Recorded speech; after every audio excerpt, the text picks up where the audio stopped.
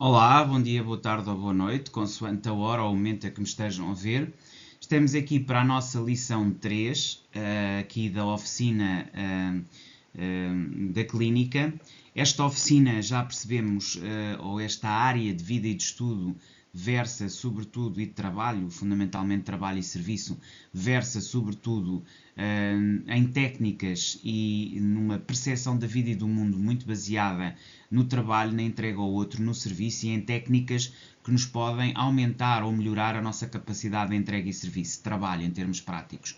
Vimos a primeira técnica, a do tomate, a segunda técnica, a da caverna, e agora vamos aqui falar das rotinas de coragem, que são também aqui importantes, não é? Desenvolver rotinas de coragem, não é? No fundo, a capacidade de encarar os próprios medos, as distrações, os limites, ou seja, tudo aquilo que imediatamente nos surge como desafio ou obstáculo quando estamos a tentar melhorar a nossa capacidade de desempenho e entrega, mas também aquilo que resulta, lá está, do trabalho continuado, que ao trabalhar no limite pode surgir, nomeadamente a distração e depois todas as distrações que afetam, com base na depressão, o nosso foco, não é? Já nesse contexto de continuidade.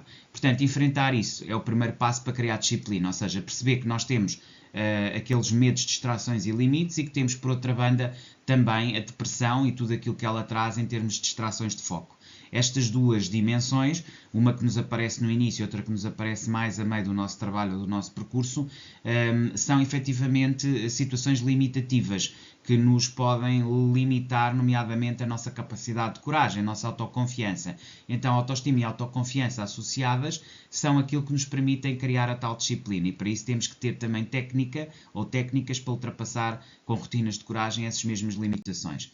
Portanto, a ética de serviço ao outro é aqui o nosso foco fundamental, que nunca o devemos pôr de lado. Trabalhar com afinco as nossas ações não é só para nós, aquilo que nós fazemos é para o outro e também é para quem depende de nós. Isto fortalece a coragem e a empatia e também permite que percebamos que não estamos sozinhos no mundo e que temos que saber trabalhar em equipa, formar equipas, trabalhar com os outros. Portanto, esse aspecto também me parece aqui fundamental. Portanto, a construção de uma equipa e da autoestima implica um desenvolvimento, digamos, em primeiro lugar, de nós conhecermos a nós mesmos, porque é impossível nós desenvolvermos um bom trabalho, sermos autoconfiantes e direcionados e focados naquilo que são objetivos a atingir, se nós não nos conhecemos a nós próprios e não nos respeitamos, não respeitamos o nosso tempo, essencialmente não nos conhecemos enquanto pessoas. Portanto, a autoestima é o elemento, é o pilar número 1, é o princípio número 1, ao qual nós devemos atender, porque é daí que vem o reconhecimento das nossas necessidades e da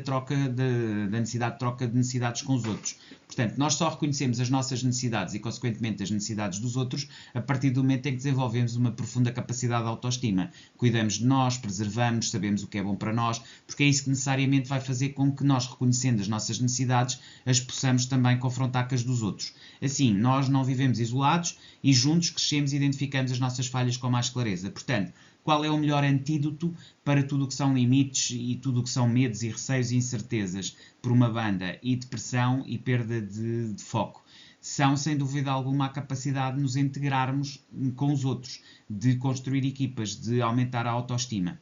Okay? A autoestima constrói-se a partir do reconhecimento da nossa própria identidade em relação à dos outros. Portanto, haver coragem para mudar, não é? As rotinas exigem coragem, que nos transforma e que vai transformar a nossa relação com o outro e transforma o outro também.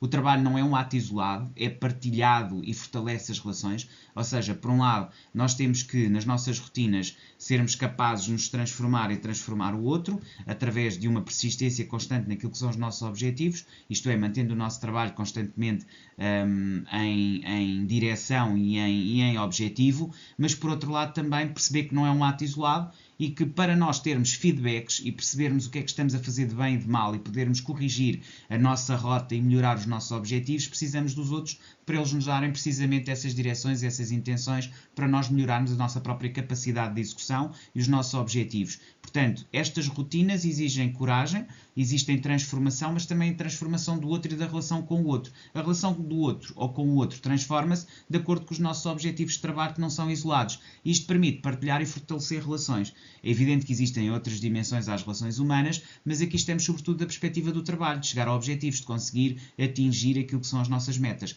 Portanto, nesse sentido, há que haver uma coragem para mudar e vocacionar toda a relação que temos para o trabalho e para a consecução de trabalhos, ok? Portanto, persistência e foco manter o foco, não se deixar levar por pensamentos negativos é essencial.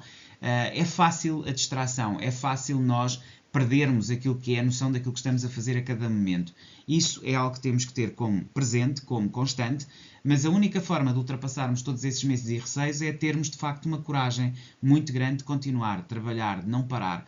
E, portanto, mesmo diante de situações que aparentemente nos possam afetar, é importante manter foco. A forma de manter o foco é realmente intervalar com descanso, com momentos de pausa. E, portanto, a coragem está em continuar mesmo diante do medo, da culpa e da vergonha. Depois há o lidar com o quê? Quando nós falhamos, quando nós não atingimos os nossos objetivos, quando nós temos determinadas situações que nos podem ficar, digamos, no cadastro ou na recordação, nós temos que ser capazes de limpar isso, limpar o cadastro, limpar aquilo que é a emoção, o sentimento, tudo o que está ligado àquilo que aconteceu. Nós temos que saber varrer, temos que saber pôr de lado e perceber que o nosso caminho continua, que nós não nos vamos reduzir àquela situação. Isto faz com que possamos crescer também desse ponto de vista e ter uma visão mais aproximada àquilo que queremos seguir. E é isto que nos formata a persistência e o foco. A capacidade também de ultrapassar o medo, a vergonha e a culpa, ou seja, a responsabilidade, com assumir essa responsabilidade e dar o passo seguinte para a fase que temos de continuar, ok? Portanto, serviço e realização. Portanto, nesta oficina aprendemos que servir o outro é o valor mais elevado, mais alto. Ele deve ser o nosso foco, o nosso objetivo principal para termos efetivamente autoestima e autoconfiança suficientes para prosseguir a nossa viagem. A realização pessoal acontece quando contribuímos todos com o trabalho, ou com um trabalho, ou quando fazemos parte de uma equipa e sentimos-nos úteis ao fazer qualquer coisa com os outros e para os outros, e portanto aí realmente começa a fazer sentido aquilo que é a noção de missão, e portanto a realização pessoal passa sempre por interligar os nossos esforços com os dos outros e contribuir em conjunto, cada um com o seu esforço, num trabalho ou no trabalho, de forma a servirmos em conjunto. E isto faz com que haja um trabalho focado, ético e coletivo, ou seja, é um trabalho que é focado, nós sabemos o que queremos através da nossa autoestima e autoconfiança, ele é ético porque integra os outros e porque também nós respeitamos os nossos limites e os limites dos outros, e depois é coletivo porque é feito em conjunto e todos juntos conseguimos atingir aquilo que são os nossos objetivos, ou seja, o nosso serviço e realização cumpre-se plenamente quando trabalhamos desta maneira ao nível desta oficina, ok? Portanto, esse aspecto também é aqui relevante que se tenha em conta e, portanto, seria aqui também um aspecto importante.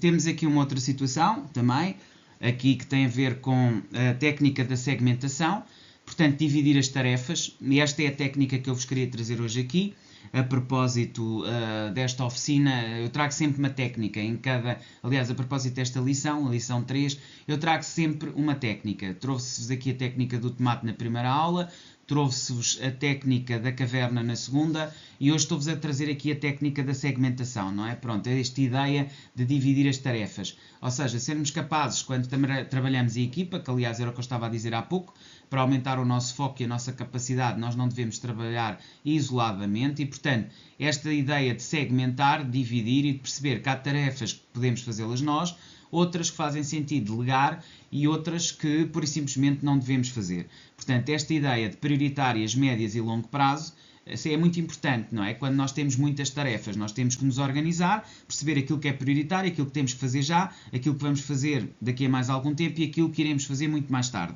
E, portanto, esta ideia de segmentar, de dividir, tal e qual como dividimos os períodos de estudo e dividimos as áreas que estamos a estudar em várias matérias, e que também temos a capacidade de perceber o inconsciente e o subconsciente, para estarmos totalmente focados, também temos que dividir, segmentar, ou seja, nós temos muitas tarefas ao mesmo tempo, temos que as saber dividir. Portanto, realizar as mais fáceis primeiro, depois as urgentes e por último as desafiadoras.